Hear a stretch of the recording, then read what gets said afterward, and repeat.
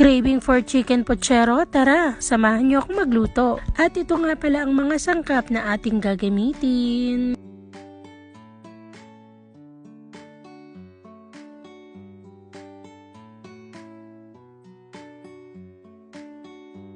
At ito nga, nagpainit lang tayo ng mantika at pwede na nating isalang ang ating patatas at karot. Ito po ay lagi kong sinasabi, magandang prituhin muna ang ating patatas at karot para hindi madaling mapanis ang ating lutuin. At ito nga, isinalang ko na ang ating saging na saba. Nakaswerte tayo dyan at manamis-namis ang ating saging na nabili.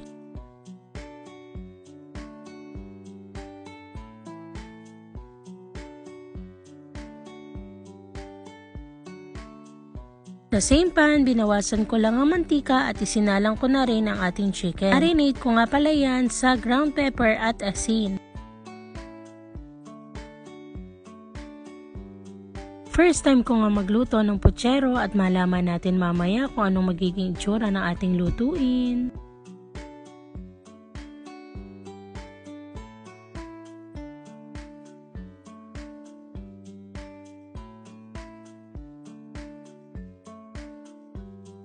Nag-isa nga lang tayo ng ating sibuyas, bawang at kamatis. Sangkutsahin lang natin mabuti.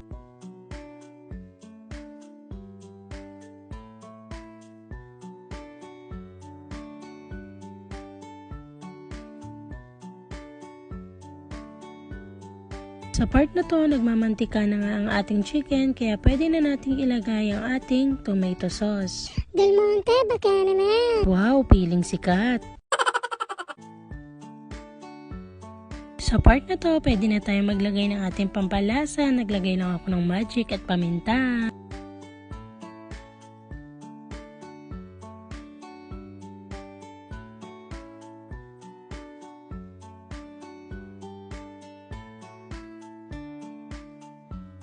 At naglagay lang din tayo ng chicken cubes. Ito po ay optional lamang.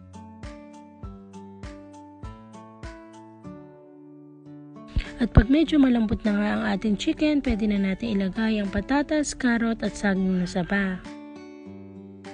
Naglagay lang din tayo ng patis at asukal, pampabalance ng lasa.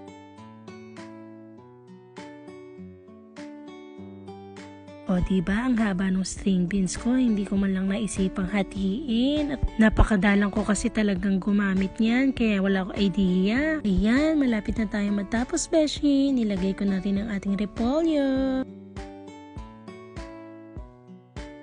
At syempre, wag natin kakalimutan ang ating pangmalakasang sining labuyo. Thank you for watching, beshi. Tara, kain tayo!